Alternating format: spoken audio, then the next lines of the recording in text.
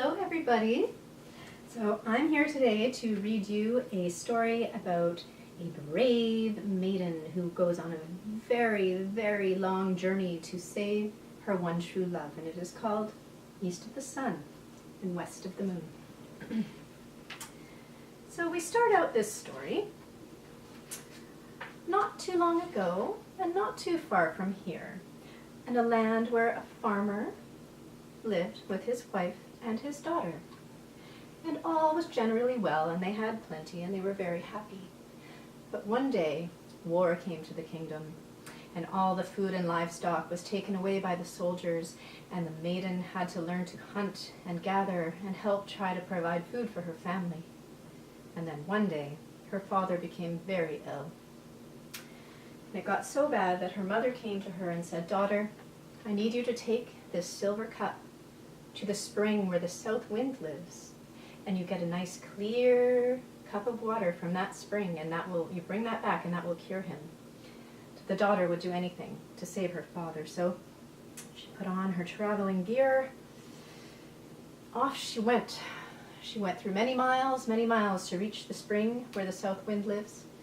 And when she got there, she realized that the pond was all clouded and dirty, and thought, "This water is not fit for my father to drink. It will not cure him." She looked over and then accidentally dropped her goblet, and it sunk to the bottom of the pond. Oh, she looked down in despair. And that is when the frog arrived on the scene. "Well, young maiden, I think I can help you with your predicament. If you grant me 3 wishes, I will uncloud that water and retrieve your goblet." 3 wishes, huh? "Well, if I can grant them, absolutely I will." So the frog said, "Okay, my first wish is that you will allow me to come to your home and visit you." "Well, of course you can do that." And so the frog dove down and he unclouded the water and gave her the clear cup of water to help cure her father. So the maiden had brought that home, and her father was well, and before too long she heard a knock at the door. The frog had returned. Oh, she had almost forgotten about this promise she had made. "Frog, welcome to my home." And the frog said, "I am ready, maiden, to ask for my second wish." "Okay, I wish that you will come away with me and be my bride." "But that's impossible. I can't marry a frog." And the frog persisted and said, "This is my second wish. You made a promise." So the maiden said, "No, absolutely, it's impossible. I will not marry a frog." And she, in anger, whipped him against the wall, and he fell to the ground, dead. She did not mean for this to happen. But this actually released him from an enchantment that he had been under. And he arose as a beautiful, handsome youth and said, "Oh, you have not kept your promise. And this means that I'm going to be taken away to the troll princess to marry her in a place east of the sun and west of the moon. But I am so sorry, youth. I will follow you and be your bride. I did not realize that you were enchanted." "Oh, it is too late. I don't think you will find your way to this kingdom." And with that, a host of demons surrounded the youth and carried him away to the kingdom east of the sun and west of the moon.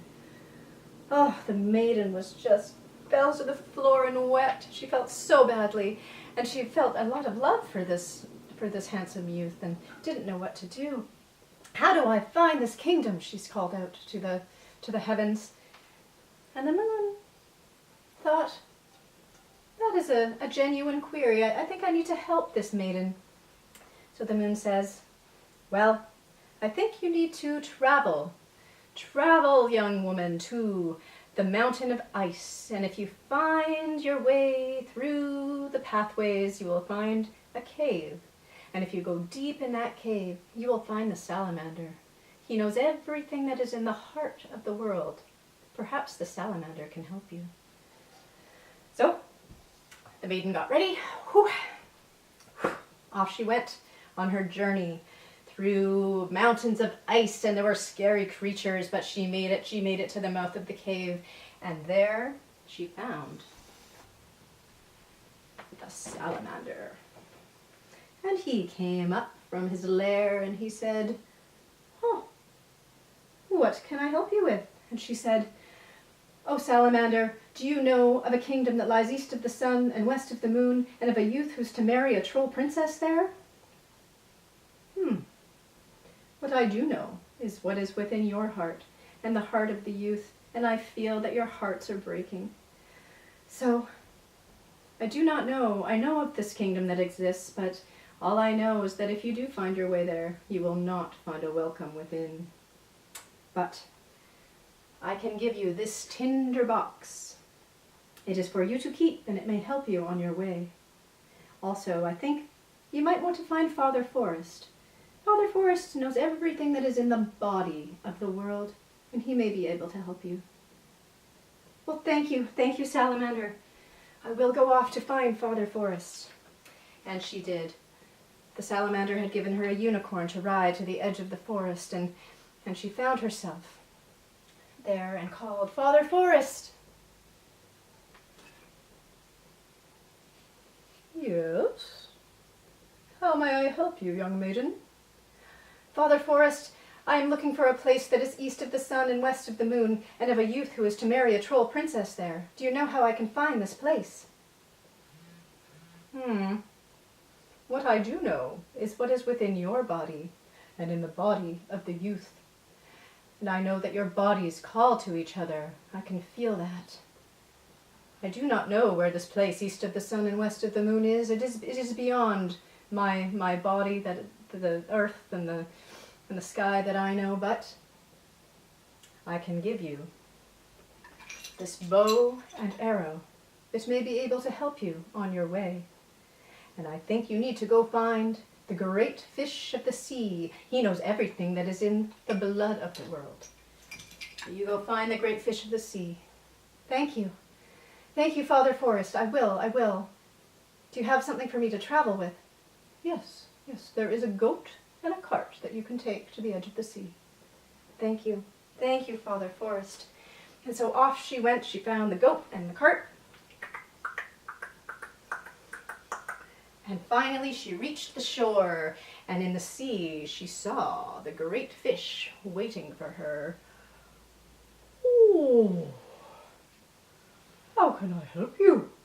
"Oh, great fish, I am looking for a place east of the sun and west of the moon, and of a youth who's to marry a troll princess there. Can you help me find this place?" What I do know is what is within your blood, and the blood of the youth, and I know your blood longs to flow as one. I do not quite know where this place east of the sun and west of the moon is, but I do know if you reach it, you will not find a welcome within. I know who can help you. The north wind. If anyone can help you, it's the north wind. So hop on my back, and I will take you to see him. So she jumped into the water, and she rode on the back of the great fish, and they rode through storms until they reached the place, the big house palace, where the north wind lived.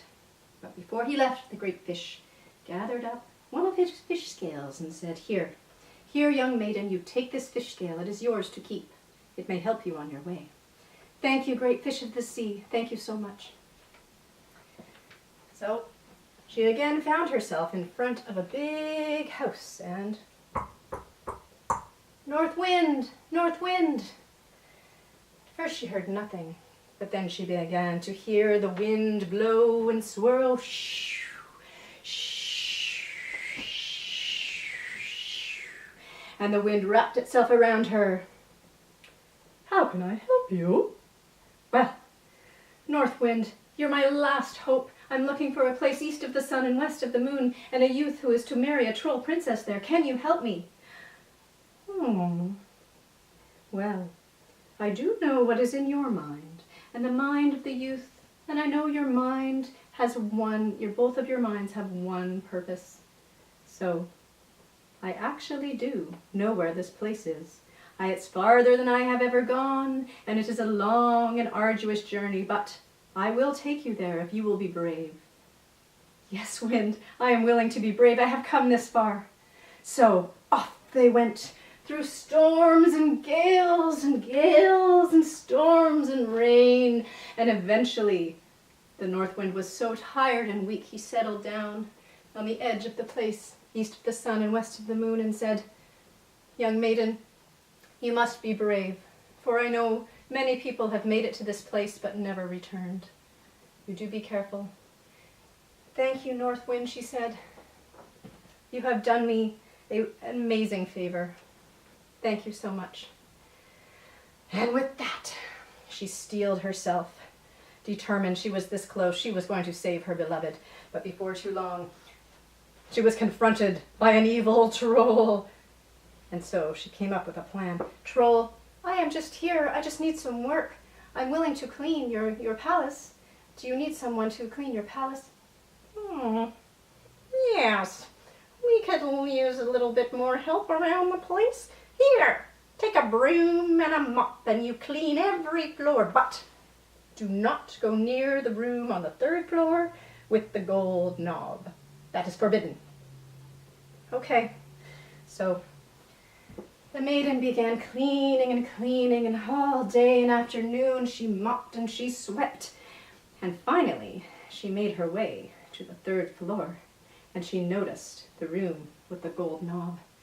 None of the trolls were around, so she entered the room, and there she found her beloved.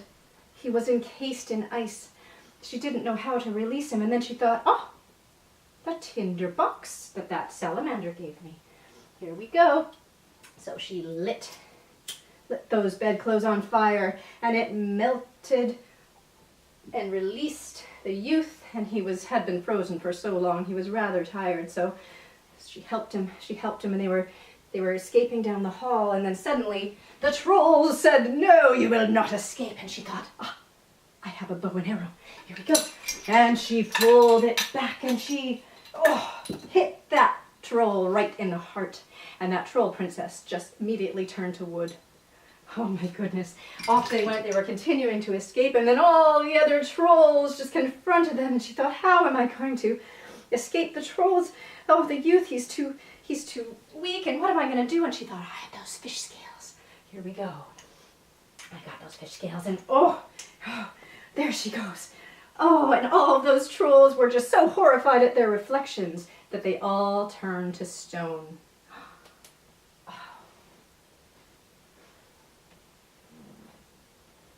The enchantment that had been over that kingdom east of the sun and west of the moon was released as all the trolls were turned to stone, and all the people who had been enchanted were released from their curses, and the kingdom was again full of joy and happiness, and the youth and the maiden were crowned king and queen, and they ruled with fairness and love and generosity for years to come.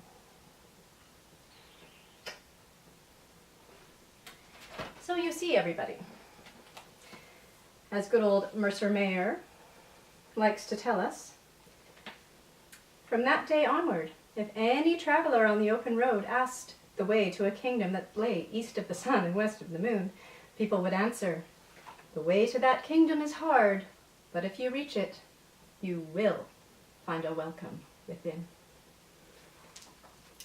So thank you for listening to my story, everybody.